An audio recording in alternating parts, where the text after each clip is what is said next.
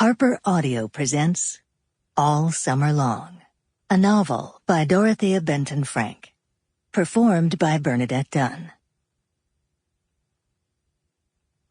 All that glitters is not gold. Often you have heard it told.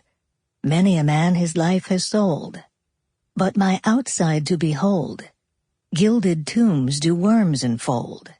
Had you been as wise as bold, young in limbs, in judgment old, your answer had not been inscrolled. Fare you well, your suit is cold, cold indeed, and labor lost.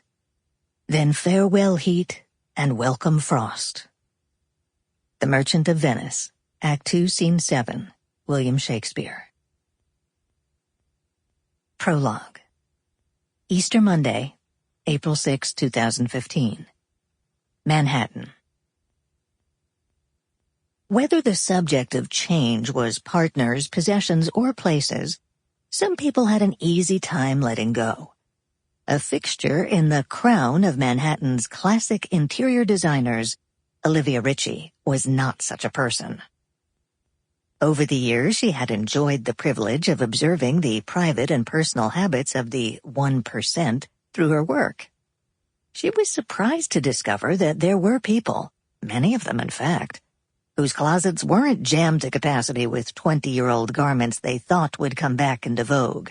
Hers bulged with a kind of weird ferocity, as though the closets were populated by tiny possessive museum demon docents that guarded the history of her style. These same people with the organized closets, whose clothing and accessories were usually spread over their other residences, which helped to explain why they were so neat, actually replaced the contents of their spice cabinets and pantries annually, and over-the-counter medicines were tossed out by their expiration dates, just because it seemed like a good idea. Actually, someone on their payroll did it for them.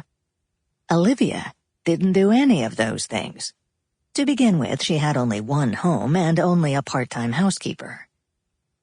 Olivia Ritchie wasn't technically a hoarder, but she loved her collections and the precious possessions she had amassed over decades.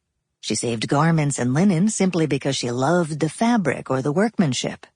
You could find them wrapped in acid-free paper and packed in acid-free cardboard boxes under the bed and stacked in the very top of the linen closet and armoires. There were scores of handbags and scarves and mountains of costume jewelry that had been out of style for a very long time. Sometimes she would use a detail from one of them to represent a motif in a custom wallpaper or fabric. Sometimes she used the object for color. She squirreled away all sorts of things because they could be an honest catalyst for inspiration. And if she truly tired of something, she managed to sell it to a client.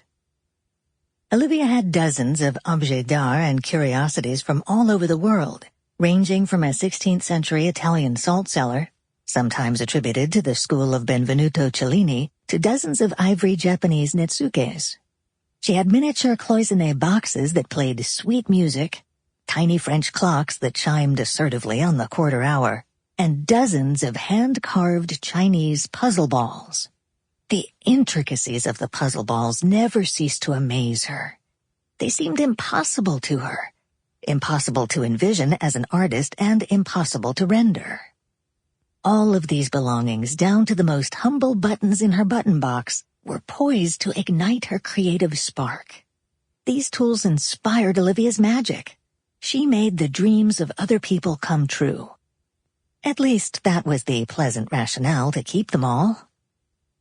But she couldn't keep her first husband, the philandering, financially irresponsible medical student she had married in her mid-20s, against the pleading of everyone she knew. 2 years into it, she came home one night to an empty apartment. All he left her was a note on the kitchen counter along with 10 milligrams of Valium. The note read, "Sorry, I can't do this anymore. You're too demanding and controlling. You really ought to get some help." He took every stick of furniture, the contents of the kitchen and linen closet, and needless to say, all the music. Oh, he left the wedding album on a windowsill in the living room, a choice that stung. She ripped the pictures into shreds and threw them off the balcony, watching as pieces of her dream floated down to 73rd Street. It took her a while to get over it. Olivia Sample complete. Ready to continue?